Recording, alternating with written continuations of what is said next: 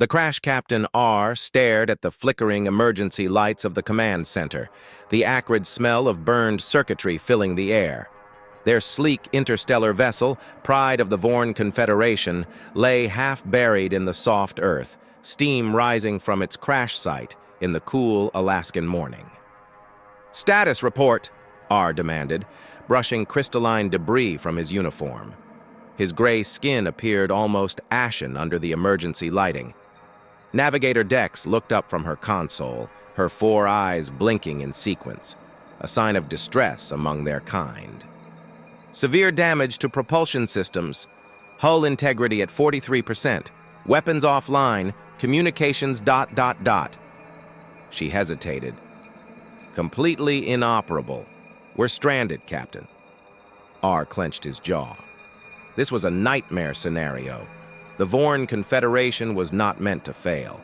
He turned to his crew, the remnants of an elite reconnaissance team now marooned on a primitive world. Outside, the wind howled through the pines, an eerie wail against the broken hull. The planet's dominant species, humans, were unpredictable, violent, and known for their ingenuity. If they discovered the crash site, things could go very wrong, very fast.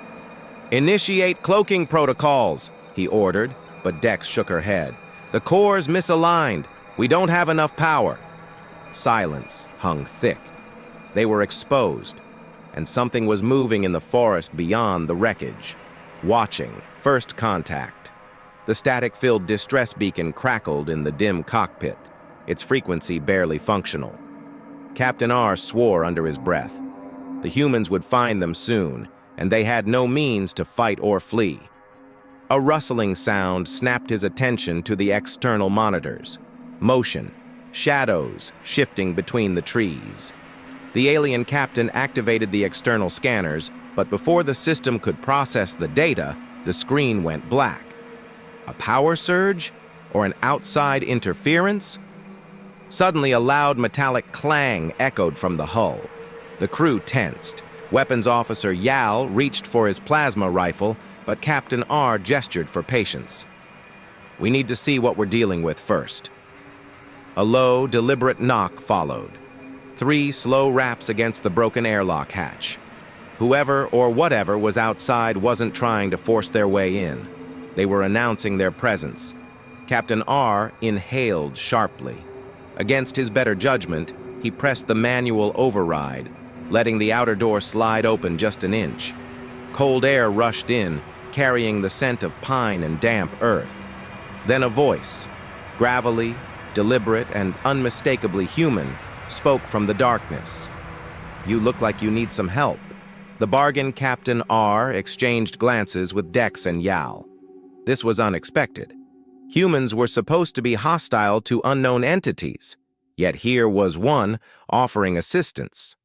R opened the door a little further. The human stood silhouetted against the morning mist.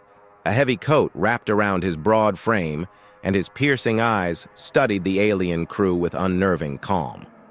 He was alone, or at least appeared to be. "You speak our language?" R asked cautiously. The human smirked. "Not exactly.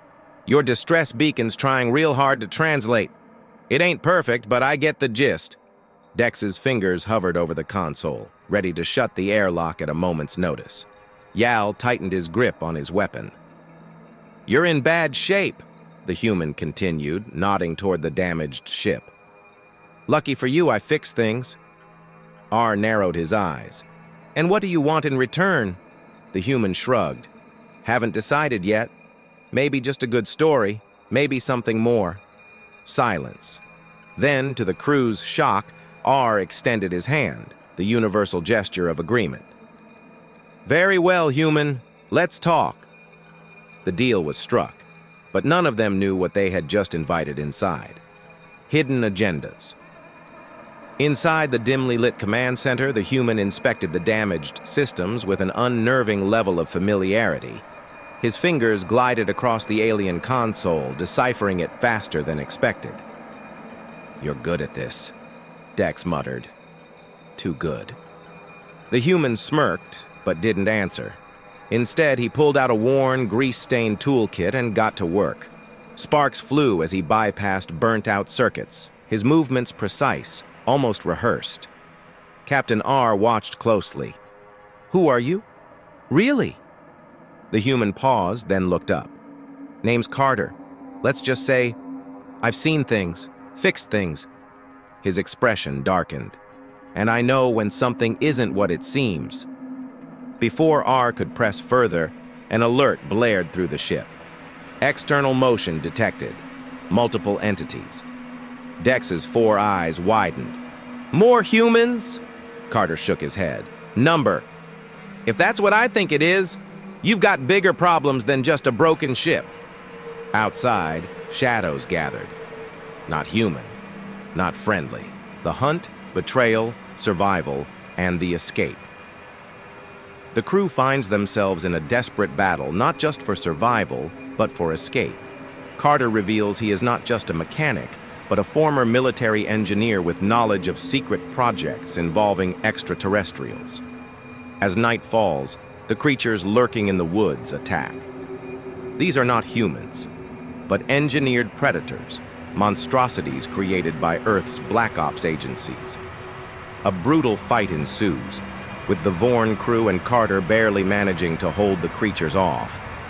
Betrayal comes from within as a crew member secretly sends a distress signal alerting Earth's military to their location. The escape plan is rushed, the ship patched up just enough to break orbit as human forces close in.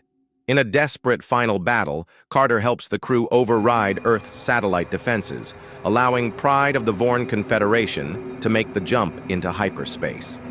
The ship is damaged, but they are free. As they leave Earth's atmosphere, Captain R watches Carter, now an honorary member of the crew, knowing that their troubles with humanity are far from over. The end, Dominion of Man. Thanks for watching. Don't forget to subscribe for more story.